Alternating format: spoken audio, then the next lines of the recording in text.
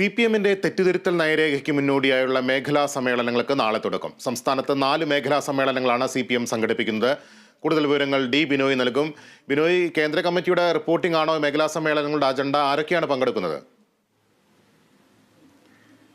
തീർച്ചയായും ഈ കഴിഞ്ഞ ദിവസങ്ങളിൽ നടന്ന കേന്ദ്ര കമ്മിറ്റിയിലുണ്ടായ ചർച്ചകളും അത് സംബന്ധിച്ച റിപ്പോർട്ടിങ്ങുമായിരിക്കും മേഖലാ സമ്മേളനങ്ങൾ റിപ്പോർട്ട് ചെയ്യുക. പ്രധാനമായും പ്രകാശ് കാരാട്ട്, ഒപ്പം തന്നെ സീതാറാം യെച്ചൂരി തുടങ്ങിയ 2 നേതാക്കളും ഈ മേഖലാ സമ്മേളനങ്ങളിൽ പങ്കെടുക്കുന്നു എന്നുള്ളതാണ്. അത് നേരത്തെ തന്നെ സംസ്ഥാന സമിതി യോഗം ചേർന്നപ്പോൾ ഇത്തരത്തിൽ 4 മേഖലാ സമ്മേളനങ്ങൾ സംസ്ഥാനത്ത് സംഘടിപ്പിക്കണം എന്ന് തീരുമാനിച്ചിരുന്നു. അതിൻ്റെ ഭാഗമായിട്ടാണ് കേന്ദ്ര കമ്മിറ്റി കൂടി ചേർന്നതിന് ശേഷം മേഖലാ സമ്മേളനങ്ങളിലേക്ക് കടക്കുന്നത്. നാളെ കൊല്ലത്താണ് മേഖലാ സമ്മേളനം നടക്കുന്നത്. ഇത് പ്രധാനമായി തിരുവനന്തപുരം, കൊല്ലം, പത്തനംതിട്ട ജില്ലകളിൽ നിന്നുള്ള ലോക്കൽ സെക്രട്ടറി വരെയുള്ളവരെയാണ് ഈ മേഖലാ സമ്മേളനങ്ങളിൽ പങ്കെടുക്കുന്നതിനായി വിളിച്ചിട്ടുള്ളത്. അത്തരത്തിൽ പാർട്ടിയുടെ അടിത്തട്ട് മുതലുള്ള ആളുകളെ വീണ്ടും കൂടി തിരുത്തലുകൾ എന്താണെന്ന് പറയുകയാണ്. ഇതൊരു റിപ്പോർട്ടിംഗ് മാത്രമാണ്. ഇതുമായി ബന്ധപ്പെട്ട് ചർച്ചകൾ ഒന്നും തന്നെ ഉണ്ടാവില്ല. കാര്യങ്ങൾ പറഞ്ഞ് ലോക്കൽ സെക്രട്ടറി വരെ ഉള്ളവരെ മനസ്സിലാക്കുക. ഇനി എന്താണ് പാർട്ടി ചെയ്യാൻ പോകുന്ന തരത്തിലേക്കുള്ള കാര്യങ്ങൾ പറയുക. ഇതാണ് പ്രധാനമായും ഉദ്ദേശിക്കുന്നത്. നിലവിൽ പാർട്ടിക്ക് ഏറ്റിരിക്കുന്നത് വലിയ പരാജയം തന്നെയാണെന്ന് കേന്ദ്ര നേതൃത്വവും ഒപ്പം സംസ്ഥാന നേതൃത്വവും അംഗീകരിച്ച ഒരു സാഹചര്യത്തിലാണ് ഇത്തരത്തിൽ ഒരു മേഖലാ സമ്മേളനങ്ങളിലേക്ക് കടക്കുന്നത്. കാരണം തദ്ദേശ ഭരണ തെരഞ്ഞെടുപ്പിലേക്ക് ഇനി മാസങ്ങൾ മാത്രമാണ്. 2025 തദ്ദേശ ഭരണ സ്ഥാപനങ്ങളിലെ തെരഞ്ഞെടുപ്പിലേക്ക് കടക്കണം. അതിനു മുന്നോടി ഈ പാർട്ടിയിലേക്ക് ഒരു വലിയ തിരുത്തൽ തന്നെ അനിവാര്യമാണ് എന്ന് തന്നെയാണ് സംസ്ഥാന സമിതി യോഗത്തിൽ വിലയിരുത്തിയതും. കേന്ദ്ര നിർദ്ദേശവും അങ്ങനെ തന്നെയായിരുന്നു.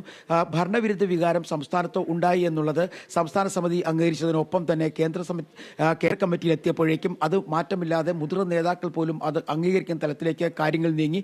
അത്തരത്തിൽ പാർട്ടിക്കകത്ത് ഒരു ശുദ്ധികലശം എന്ന് തന്നെയാണ് ഇപ്പോൾ കേന്ദ്ര നേതൃത്വം ഉദ്ദേശിക്കുന്നത്. അങ്ങനെ ഒരു ശുദ്ധികലശത്തിലേക്ക് കടക്കുന്ന സാഹചര്യത്തിൽ പാർട്ടിയുടെ അടിത്തട്ട് മുതൽ, അതായത് ലോക്കൽ കമ്മിറ്റി സെക്രട്ടറി മുതൽ ഉള്ളവരെ പങ്കെടുപ്പിച്ചുകൊണ്ട് നടത്തുന്ന ഈ മേഖലാ സമ്മേളനത്തിൽ കാര്യമാത്ര പ്രസക്തമായ ചില ചർച്ചകൾക്കും സാധ്യത ഉണ്ടാകുമെന്ന് ആദ്യം കരുതിയിരുന്നെങ്കിലും ഇപ്പോൾ ചർച്ചകൾ വേണ്ട, പകരം പാർട്ടിക്കുണ്ടായ വീഴ്ചകൾ കൃത്യമായും കേന്ദ്ര നേതാക്കൾ ഇവരെ പറഞ്ഞ് ധരിപ്പിക്കും. അതിനുശേഷം പാർട്ടി ഒരു തെറ്റുതിരുത്തൽ നയത്തിലേക്ക് കടക്കും എന്നാണ് നമുക്കറിയാൻ കഴിയുന്നത്.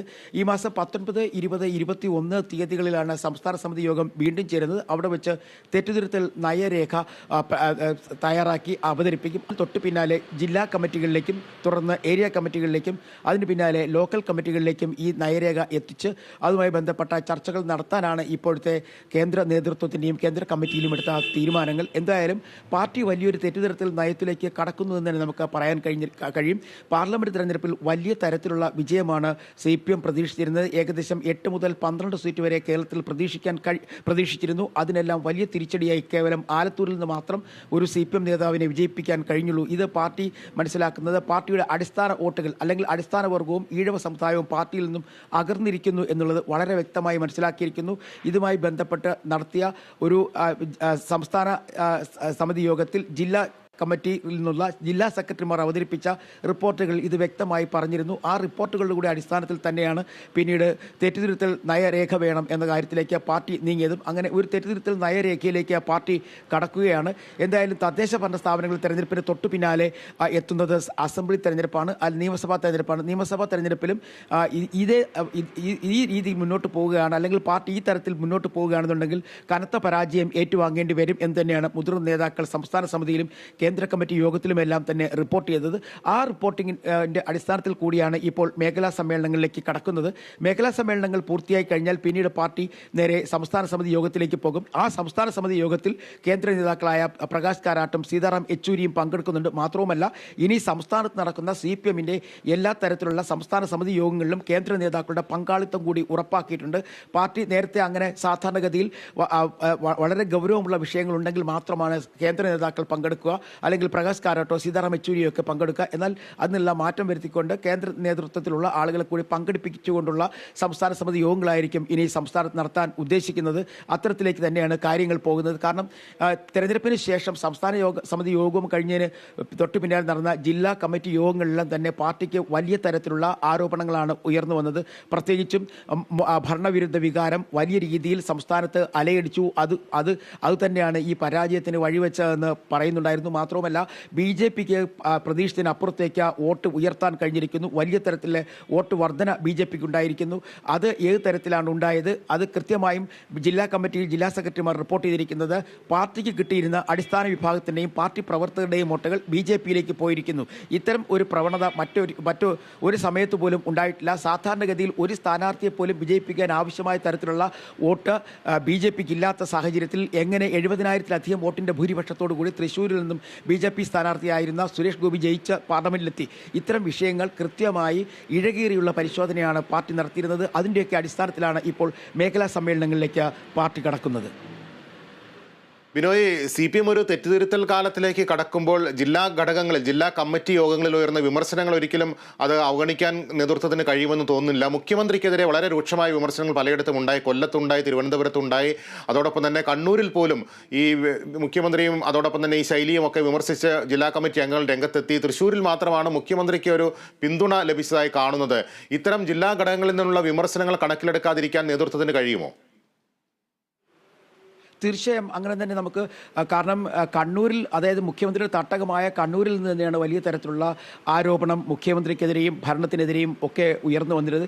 അതുതന്നെയായിരുന്നു തൃശ്ശൂർ ഒഴികെയുള്ള മറ്റ് 13 ജില്ലാ കമ്മിറ്റികളിലും ഭരണവിരുദ്ധ വികാരം സംസ്ഥാനത്ത് ഉണ്ടായി എന്ന തരത്തിൽ തന്നെയാണ് ചർച്ചയുണ്ടായത്. ഏറ്റവും വലിയ ചർച്ചകൾ വന്നത് തെക്കൻ കേരളത്തിലെ ജില്ലകളാണ്. പ്രത്യേകിച്ചും തിരുവനന്തപുരം, കൊല്ലം, ആലപ്പുഴ, കോട്ടയം ഉൾപ്പെടെയുള്ള ജില്ലകളിൽ വലിയ തരത്തിൽ മുഖ്യമന്ത്രിക്കെതിരെയും ഒപ്പം ഭരണവിരുദ്ധ വികാരവുമെല്ലാം എടുത്തു പറഞ്ഞുകൊണ്ട് തന്നെയാണ് ജില്ലാ കമ്മിറ്റി നേതാക്കൾ സംസാരിച്ചതും. അതിൻ്റെ ഒരു വിലയിരുത്തൽ എന്തായാലും ഈ മേഖലാ സമ്മേളനങ്ങളിൽ ഉണ്ടാകും എന്നുള്ളത് ഉറപ്പാണ്. കാരണം പാർട്ടിക്ക് തന്നെ വളരെ വ്യക്തമായിരിക്കുന്നു. കഴിഞ്ഞ ദിവസം തിരുവനന്തപുരത്ത് പാർട്ടിയുടെ തെരഞ്ഞെടുപ്പ് ഫല വിലയിരുത്തൽ രേഖ അവതരിപ്പിച്ചപ്പോൾ അതിൽ കൃത്യമായി പറയുന്നുണ്ട്, പാർട്ടിക്കേറ്റത് കനത്ത പരാജയമല്ല, പാർട്ടിയുടെ അസ്ഥിവാരത്തിന് പോലും കേടുപാടുകൾ സംഭവിച്ചിരിക്കുന്ന തരത്തിലേക്ക് പറഞ്ഞു വയ്ക്കുന്നു. അതായത് സംസ്ഥാനത്ത് CPM തകർച്ചയിലേക്ക് പോകുന്നു എന്ന തരത്തിലേക്ക് തന്നെയാണ് കാര്യങ്ങൾ പറഞ്ഞു വയ്ക്കുന്നതും സംസ്ഥാന നേതാക്കൾ. അതുകൊണ്ട് തന്നെയാണ് താഴെ തട്ട് മുതൽ പാർട്ടിയിൽ വലിയ തരത്തിലുള്ള ഒരു അഴിച്ചുപണി അനിവാര്യമാണ് എന്ന് പറയുന്നത്. കാരണം തിരുവനന്തപുരത്തേക്ക് വന്നപ്പോൾ പറഞ്ഞു വന്ന പ്രധാനപ്പെട്ട കാര്യങ്ങൾ, മേയർക്കെതിരെ വലിയ തരത്തിലുള്ള ആരോപണം. കാരണം തലസ്ഥാന നഗരത്തിൽ BJPക്ക് ഉണ്ടായിരിക്കുന്ന വലിയ വോട്ട് വർധന, അതിനെ CPM ഒരു തരത്തിലും അംഗീകരിക്കുന്നില്ല. കാരണം പാർട്ടിക്ക് വലിയധികം നേട്ടം ഉണ്ടാക്കി കൊടുക്കുന്ന ജില്ലകളിലൊന്ന് തിരുവനന്തപുരവും മറ്റൊന്ന് കൊല്ലവും ഒക്കെയാണ്. ഈ 2 ജില്ലകളിലും BJPക്ക് സമീപകാലത്തുണ്ടായിരിക്കുന്ന വോട്ട് വർധന അത് കാണാതെ ഇരിക്കാൻ കഴിയില്ല എന്ന തരത്തിൽ തന്നെയാണ് CPM പറയുന്നത്. പ്രത്യേകിച്ചും തിരുവനന്തപുരമായ തലസ്ഥാന നഗരമായ തിരുവനന്തപുരത്തെ കോർപ്പറേഷൻ ഇത്തരത്തിൽ ഭരണവുമായി മുന്നോട്ട് പോവുകയാണെന്നുണ്ടെങ്കിൽ ഒരുപക്ഷെ അടുത്ത പ്രാവശ്യം BJP തന്നെ അവിടെ അധികാരത്തിൽ വരാനുള്ള സാധ്യത തള്ളിക്കളയാനാകില്ല എന്ന് തിരുവനന്തപുരം ജില്ലാ കമ്മിറ്റിയും വിലയിരുത്തി. അത്തരത്തിൽ ഒരു വലിയ വിമർശനങ്ങളാണ് പാർട്ടിയുടെ ജില്ലാ കമ്മിറ്റികളെല്ലാം തന്നെ ഉണ്ടായത്. ഇനി വരാൻ പോകുന്നത് സമ്മേളനങ്ങളിലേക്ക് കടക്കുന്ന കാലമായിട്ടില്ല. അതിനിയും ഒരു വർഷം കൂടി കഴിയേണ്ടി വരും. ആ ഒരു വർഷത്തിന് ശേഷമായിരിക്കും പിന്നീട് പാർട്ടിയുടെ സമ്മേളനങ്ങളിലേക്ക് കടക്കുക. ആദ്യം ബ്രാഞ്ച് സമ്മേളനങ്ങൾ മുതൽ കടക്കണമെങ്കിൽ ഇനി 1.5 വർഷത്തോളം സമയമുണ്ട്. ആ സമയത്തിന് മുമ്പ് തന്നെ പാർട്ടിക്കകത്തുള്ള പ്രശ്നങ്ങൾ മേഖലാ സമ്മേളനങ്ങളിലൂടെ പറഞ്ഞ് മനസ്സിലാക്കി കൊണ്ടുവന്നില്ല എന്നുണ്ടെങ്കിൽ ഒരു പക്ഷേ പാർട്ടി സമ്മേളനങ്ങളിലേക്ക് കടക്കുമ്പോഴേക്കുണ്ടാകുന്ന ചേരിതിരിവുകളും പ്രശ്നങ്ങളും പരിഹരിക്കാൻ ജില്ലാ നേതൃത്വങ്ങളും സംസ്ഥാന നേതൃത്വങ്ങളും വളരെയധികം ബുദ്ധിമുട്ടേണ്ട അവസ്ഥയിലേക്ക് പോകും എന്ന് തന്നെ പറയാൻ കഴിയും. ലബീഷ്. ശരി ബിനോയ്, എന്തായാലും CPM ഒരു തെറ്റുതിരുത്തൽ കാലത്തിലേക്ക് കടക്കുകയാണ്. അതേസമയം തന്നെ ഇത്തരം തെറ്റുതിരുത്തലുകളൊന്നും തന്നെ അവരുടെ വർഗ ബഹുജന സംഘടനകൾക്ക് ബാധകമല്ല എന്നുള്ള രീതിയിലേക്കാണ് കാര്യങ്ങൾ പോകുന്നത്. കേരള യൂണിവേഴ്സിറ്റി ക്യാമ്പസിൽ KSU ജില്ലാ പ്രസിഡന്റ് സാൻ ജോസിനെ SFI പ്രവർത്തകർ മർദ്ദിച്ചതായി പരാതി. ശ്രീകാര്യം പോലീസ് സ്റ്റേഷൻ ഉപരോധിച്ച KSU പ്രവർത്തകരും SFI പ്രവർത്തകരും തമ്മിൽ സംഘർഷമുണ്ടായി.